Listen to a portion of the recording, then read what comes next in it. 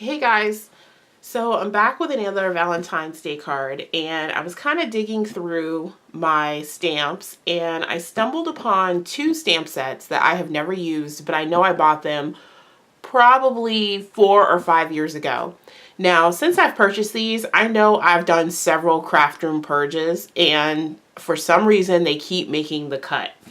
And I decided today I'm going to use these stamps finally so I can feel as if I've used them and I can move on with my life and get rid of them, or I don't know, they'll have a permanent home because I'll think of other projects to use them with. So these are the two stamp sets.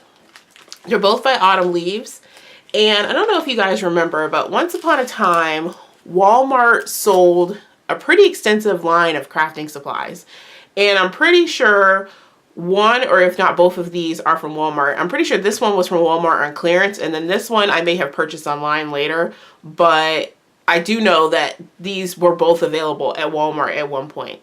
So if I can find them, I'll link to them in the description box, but don't be surprised if they're not available or nobody has them.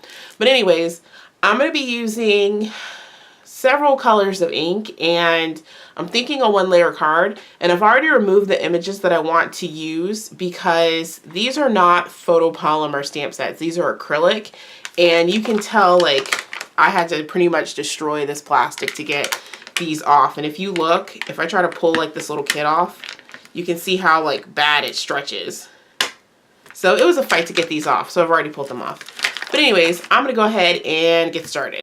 I have my card base already cut and scored, and I'm going to adhere it down to my mat using some removable adhesive. Just because I'm just going to be stamping, I don't need it to move around or be able to pick it up, so adhering it down keeps it straight on the grid lines. And these are the two stamps that I've chosen to use on the front of the card, and I want them to look like they're holding hands.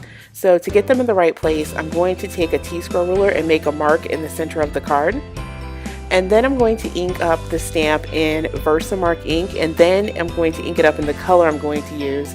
And the reason I'm doing this is because these are acrylic stamps, the ink likes to pool up on the top, and using Versamark ink first keeps the ink smooth. So I'm going to stamp it down, and I'm just going to hold it against the paper for a second to give the ink time to absorb into the paper.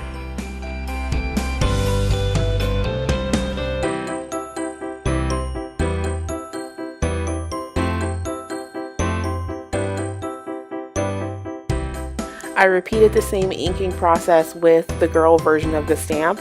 I went in Versamark ink and then baked brown sugar, and now I'm holding it down on the paper waiting for the ink to absorb a little.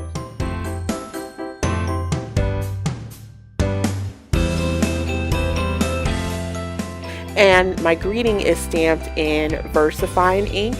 Now I didn't have to do any prep work with that ink because it does stamp fairly clearly regardless of if it's acrylic or photopolymer.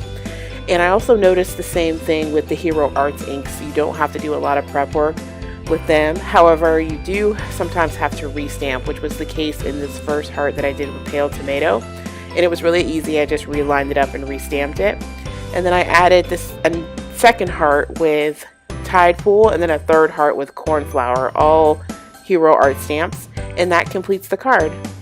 So thanks for watching, guys. If you have any questions, leave them for me in the comments below.